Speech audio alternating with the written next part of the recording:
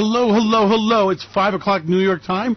Radio Free Wall Street here, live on the World Wide Web.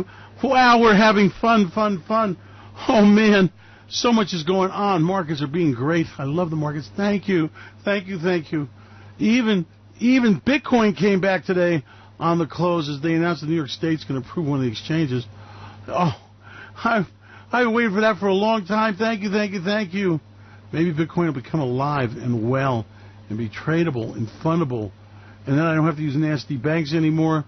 Oh, no. Replace the banks of the world with Bitcoin. How cool would that be? Oh, it would be a complete change in how the world works. But that's not my story today.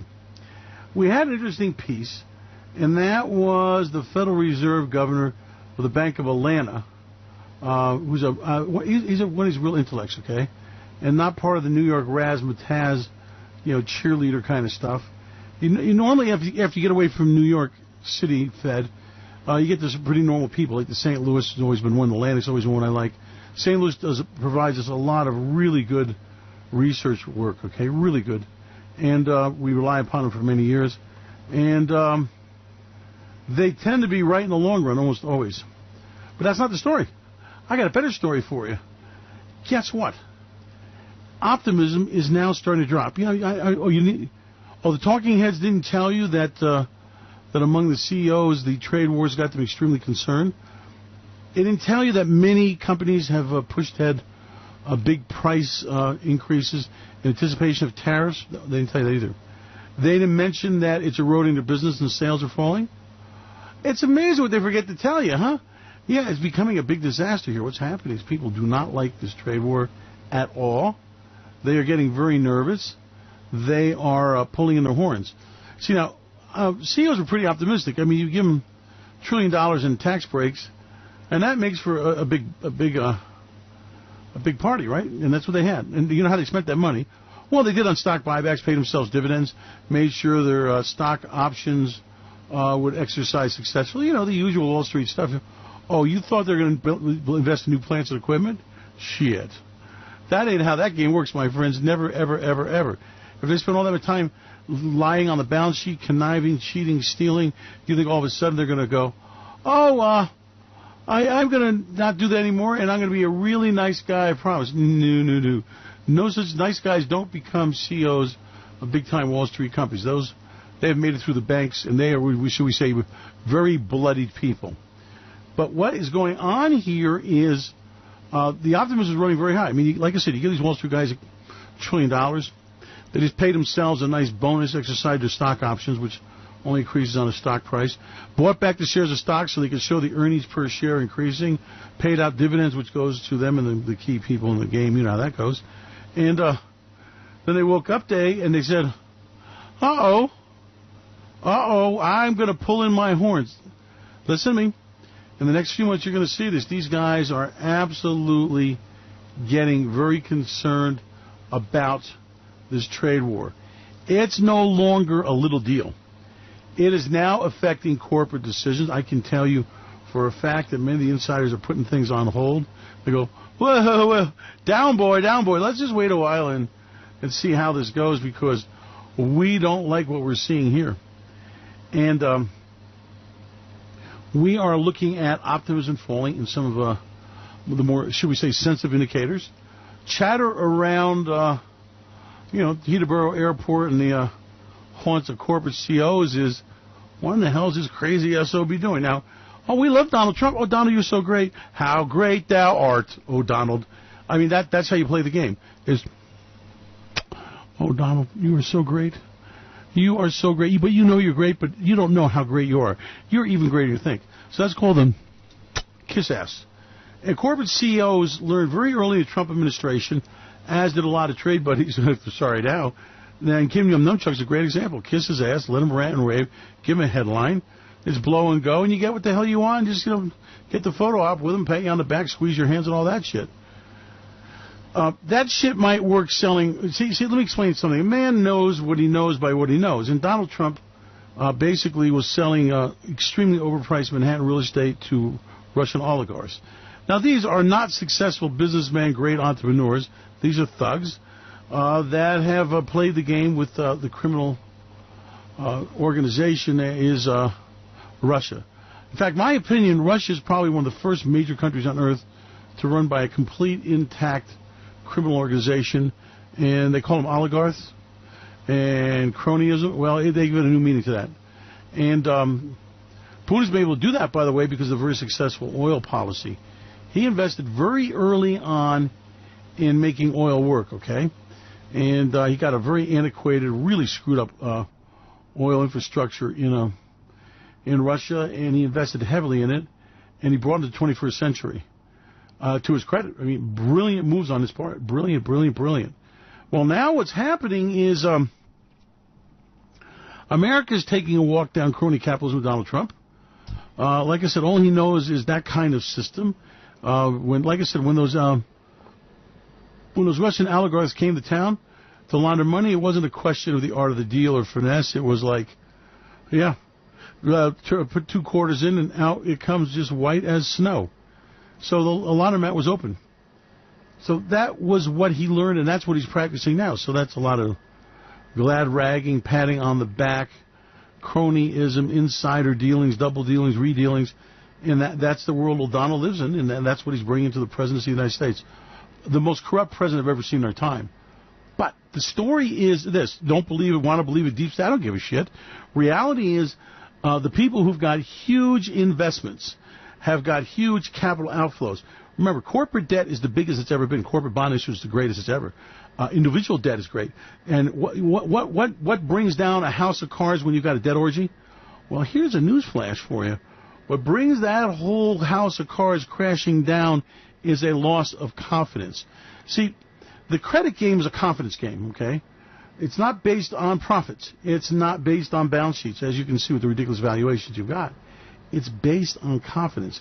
I know the evaluation is absolutely ridiculous and absurd, and I know it's stupid and dumb and all that, but I don't care because guess what? There's going to be somebody dumber than me coming along paying more. And that's what you throw out: earnings, you throw out yield, you throw out book value, book to bill, top line, bottom line, doesn't make any difference. It's all about what line of shit you can blow blue sky up people's butts. And that's all based on corporate CEO confidence. Now, what is a CEO's business? Well, if you're an American CEO of a major corporation, you are looking at your import and exports. You are in that business, okay? So from the Walmart store to the car companies, to anybody that's got any size business at all, 30-40% of their business is coming from overseas.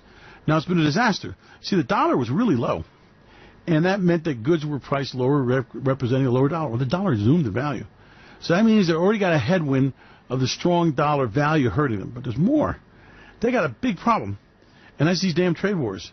Steel companies and steel users have already priced in the tariffs and are increasing their steel prices to reflect the tariffs. They are also increasing the inventory numbers to reflect a lower level of inventory because the steel prices are so high, and all the way down the food chain, okay? In other words, in the final products that use steel. I mean, very few people are buying cold rolled steel. When's the last time you had a roll delivered to the house? Now, I've bought a hell of a lot of sheet steel, by the way, and bought a hell of a lot of Core 10, too. So I know what I'm talking about. I've done a lot of stuff. You see, when you get all these old rusty shit boats that we used when we started building a freight company, well, what you got to do is you got to take all that rust out of there, take those plates off there, and put on new plates. And so we did a hell of a lot of it. We bought a lot of steel. As we upped our game, that changed. But nothing like buying bargain ships. I'll tell you the story about how that works in another time, another place. So anyway, steel prices are very, very sensitive. Now, one of the things that has made this present time so affordable is that steel is so cheap. Now, especially outside the United States, that means that there's a whole other dynamic in how you figure business. I can tell you that in some of the enterprises I'm involved in, the building models changed to go completely to steel buildings, I-beams, sheet steel roof and sides, okay, which was not the case. We've gotten away from the cement block poured concrete of the past because the steel differential is huge. And why is that? Well, because basically steel is selling around the world for half of what it should be as a result of dumping. Okay, shouldn't be dumping. I don't give a shit. Like I've been telling you, I'm a whore. If they want to sell me cheap steel, hell yeah, bring it on. Come on down, as they say. Now, the problem is that when I lose my cheap steel, then I have to look at my business model again and decide how I want to change and how I want to profile differently. And I'm telling you that steel is a very important part of the manufacturing process. And I can tell you that many companies they're completely revamping their plans. They are very concerned about tariffs. Now, there's another side of this, and that is that you've got pig producers. I don't mean the Iowa farmer dickhead of it. Well, I got a pig farm here, oink, oink, oink. Yeah, whatever the president wants to do is fine by me. I can tell you that the serious pork producers, they ain't talking that bullshit. They're going, holy shit, what is this crazy son of a bitch doing to us now? Now, like I said, a farmer is someone who is the biggest gambler in the world and pretends like he's not.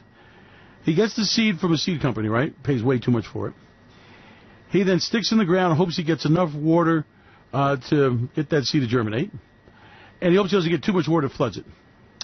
And then when the weeds come, he's go to the Roundup guy and says, what do I do now? And then he kills himself with cancer, spraying that Roundup around to try to make the weeds go away. And then he hopes he gets enough rain through the summer, it's not dried out. And then he hopes the rain stops in time for harvest time that he can harvest his crop. And then he gets his crop, and him and all his neighbors come down to a guy like me. He goes, how much you going to give me for it? I go, well, I got bad news for you. There's a lot of crop this year. I don't know we can do that well, and pay him nothing for it, okay? And that's a farmer. And then he's got a president that is going to shoot him in the ass and stop the exports of soybeans and wheat especially. And he goes, well, I'm American. Donald Trump said, salute that flag. By God, I'm for our president. If our president wants to kill our soybeans, well, by God, that's just a little pain. We'll have to take it all. So it's like, and so that's why farmers are becoming impoverished. Let's talk straight. That's why they're losing their land. That's why they're deep in debt. And the reason why is they buy into bullshit. And I guess it's the nature of the game. See, I'm the whore at the other end, okay? I'm the trader. That's what I know how to do. And I understand market dynamics, and they don't. I understand supply and demand, and they really, really don't. And I understand the secret about the agricultural commodities is you're 1 year away from a bust,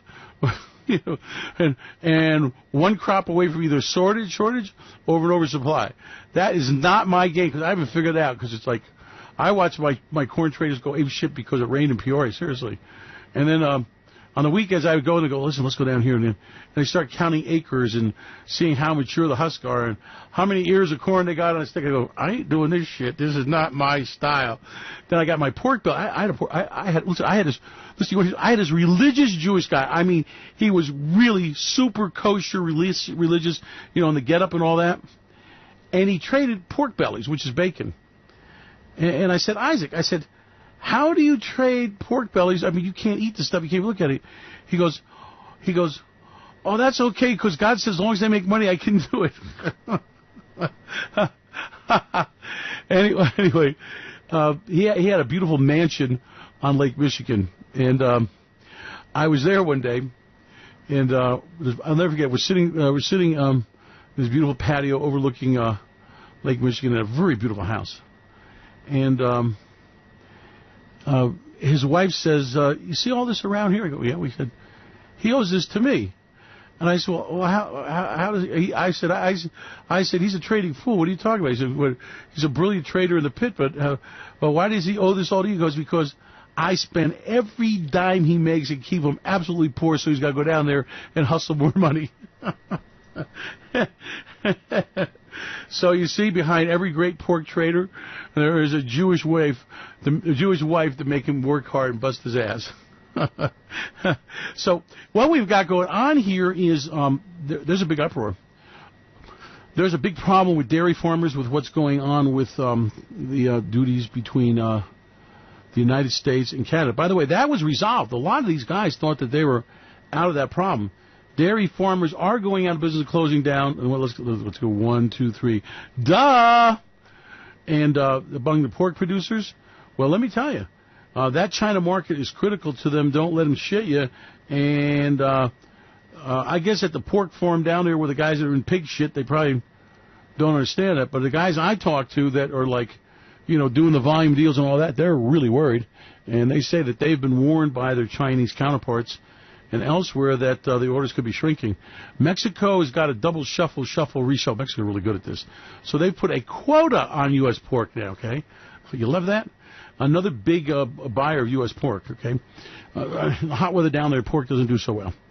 Okay, so now we got the pork farmer, we got the corn guys getting hit, soybean, a lot of the grain people, sorghum and that kind of stuff that's used in making feed are getting hit. We're now seeing the steel producers from A to Z get hit. It's now starting to spread to other industries, and the guys are saying, listen. Let's just back off here. Let this crazy sumbitch run his hustle, and let's see what happens. But we do not want to jump in front of this. So it's called pulling in your horns, and that is why. See that thing called the stock market? Well, that is not a stock market. See, that's a mood meter. Has nothing based on anything than emotions and bullshit and spreading crap.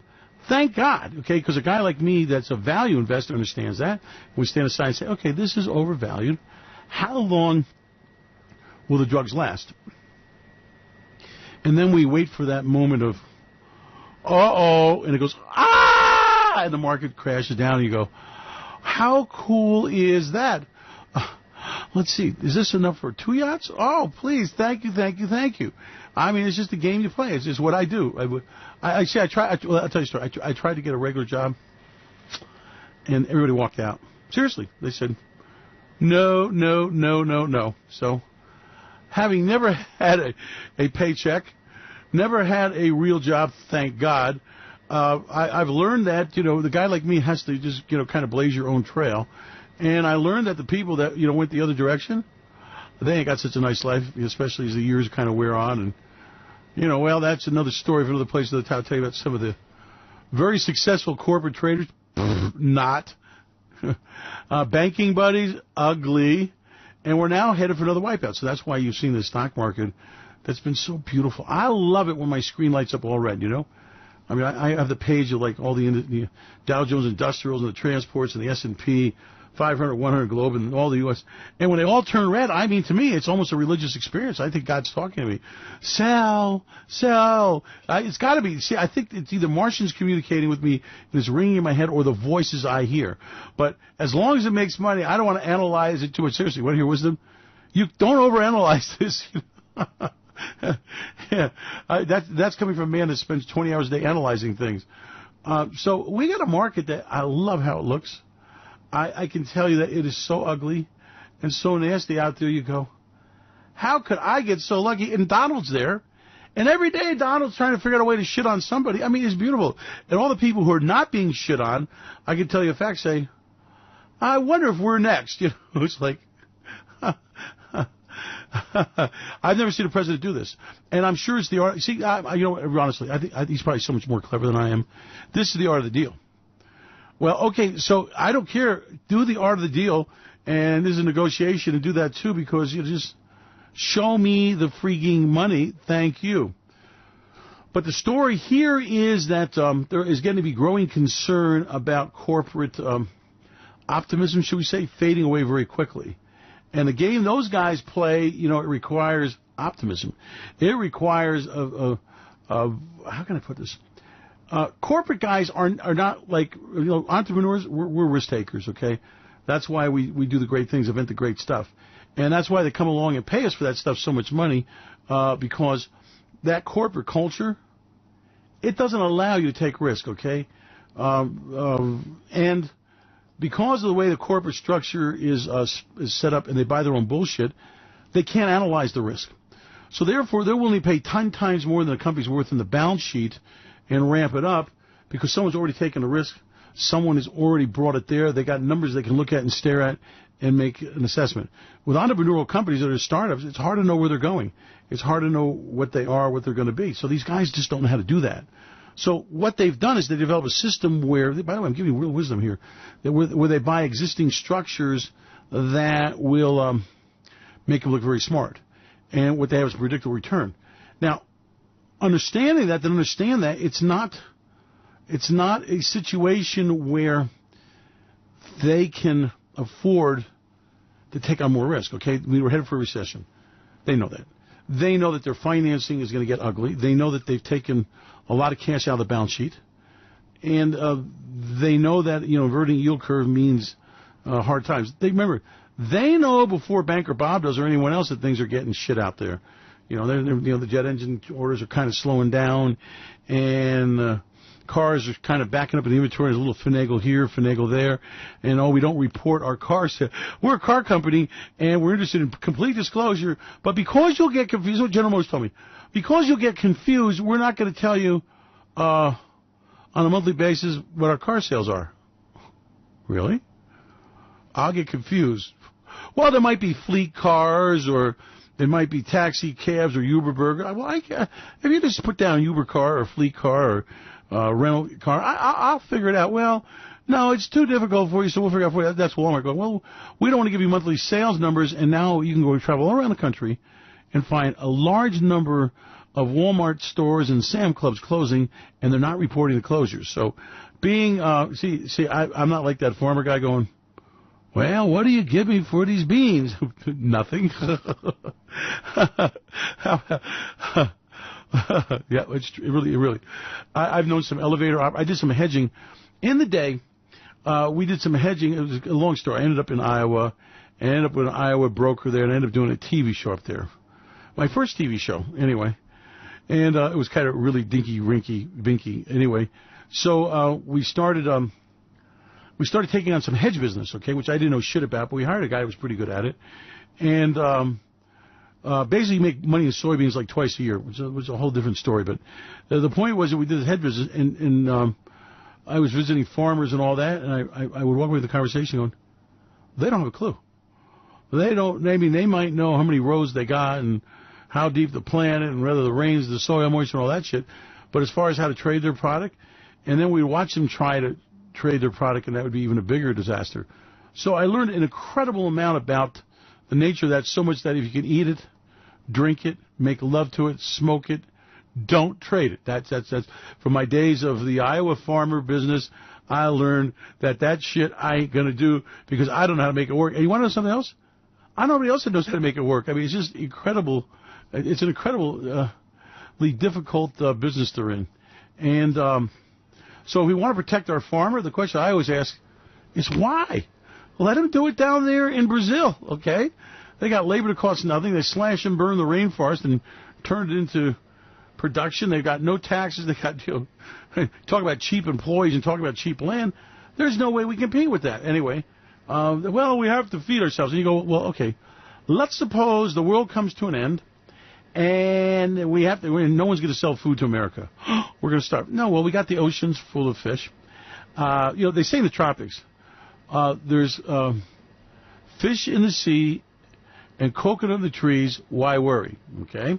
So what happens is that whole argument is the farmer, guy that's trying to, get them to get the subsidy or the burn food as fuel and all that crazy shit they do to help agriculture. And it's just not true. Because why? Well, we have more than enough food stockpiled to feed the whole country for years in the government storage programs. That's cheese, milk. I mean, they got butter. I mean, it's just an incredible amount of food storage that the United States government gets into. That's one. The other thing is that if you got a problem, well, you're 6 months from a growing season, so any given time, theoretically, you're 6 or 8 months before you got all the food anybody can want. So that is a lame argument. Yeah, we got to save our farmer, okay? What we should do is have all the growing of food take place in Africa.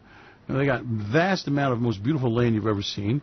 And if you apply, and it's kind of difficult, but if you apply modern farming techniques, oh my God, they'll outproduce anybody, okay? It's just amazing. But so that's the game. So what's going on here is everybody knows it's a hustle, and everybody knows it's all about the subsidy. See, the farming industry doesn't work without the tariff protection. Hey, that's a newsflash for you. And what we call a free and fair trade, someone else calls something entirely different. So you have to understand the game here. There is no such thing as free trade. Never has been, never will be. Trade and international sales of goods is the most manipulated markets in the world, and now you got big corporations in there doing nastiness besides stupid-ass government guys.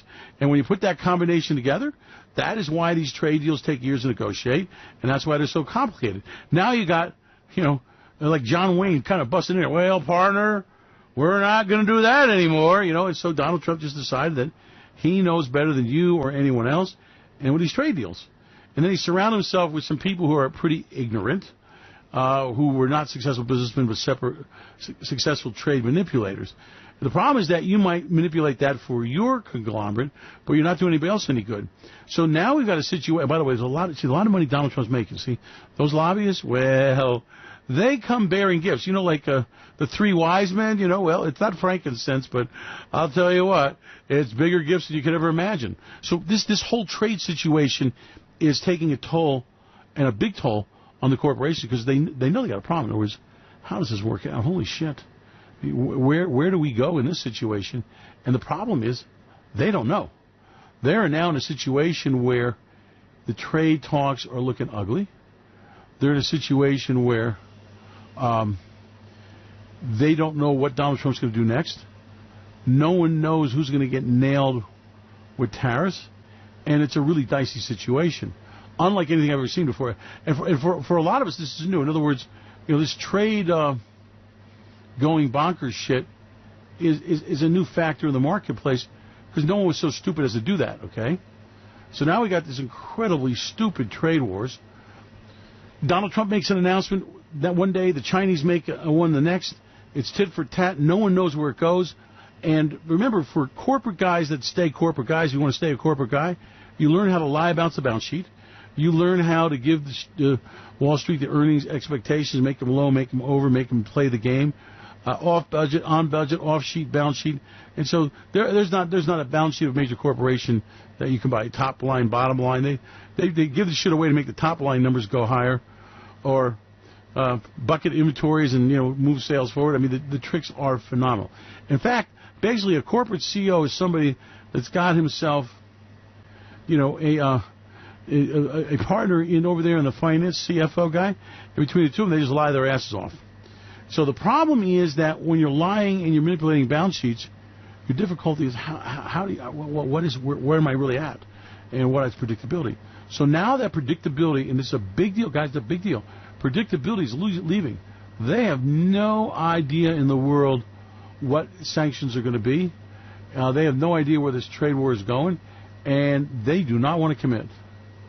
Absolutely, positively, their whole approach to this thing is they don't know where they stand, and they are damn sight confused, and they're asking the question of what next, Donald.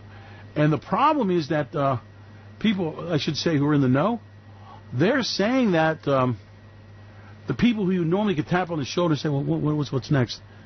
They don't know. They're going, listen, this guy is a Looney Tune.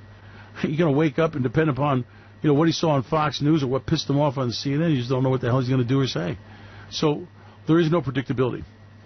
And add to the fact that the Fed is raising rates, add to the fact we're headed to a recession, add to the fact that the stock market's a bubble, credit orgy's over with, and you can see why this whole party is shutting down. And unlike anything I've ever seen before. So for a guy like me, a recession, that's a great,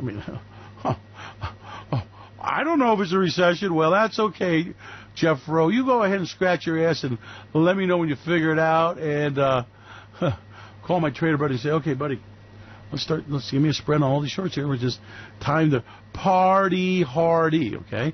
Because I know what a recession means, and I know what a stock market wipe looks out, and I've been there for every damn one of them, and I know how to trade them. So Donald Trump just wants to negotiate with all countries and on alternative solutions to new tariffs.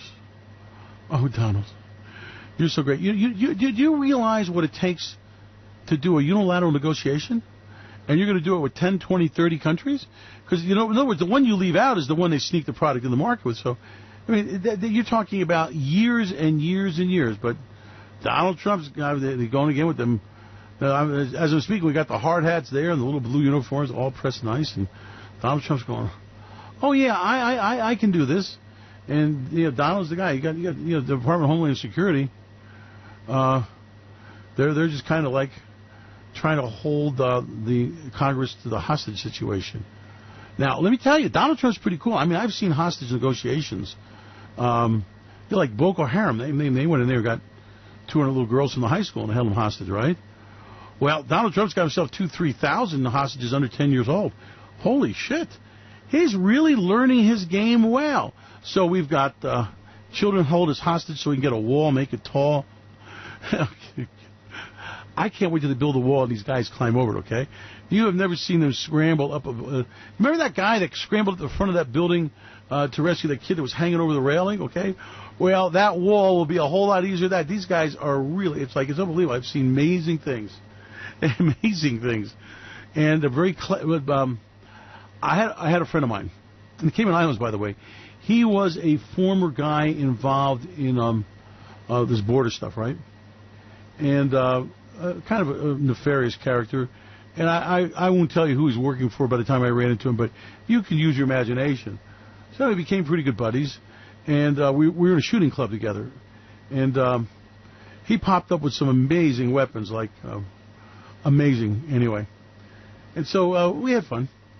And he told me, he says, you know, I did this border thing and I ran a sector. He says, if you want to talk, he was a hunter.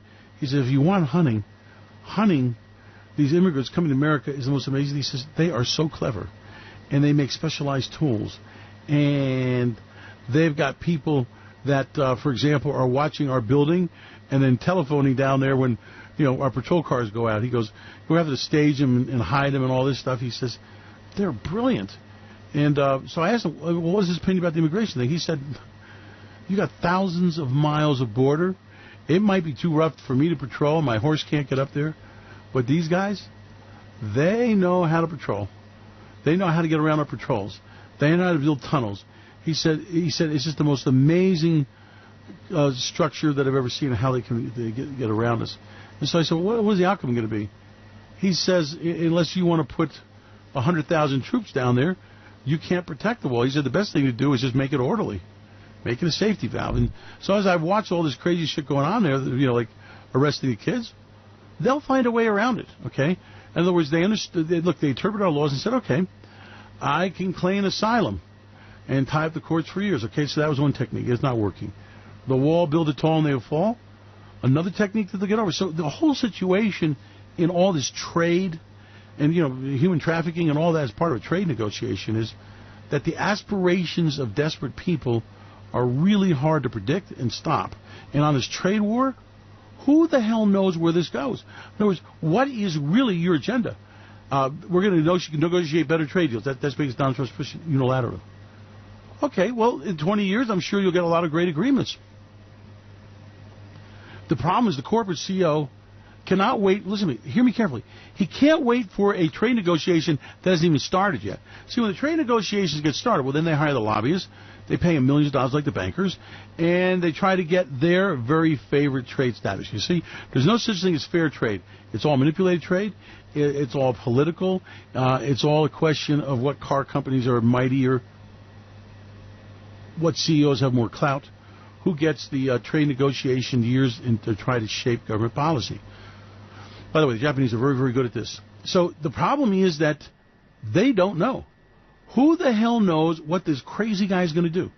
Who knows what's going to be sanctioned, what is going to be subject to tariff, what's going to happen to my products coming out of the United States, and what's going to happen to the markets I need, and no one knows.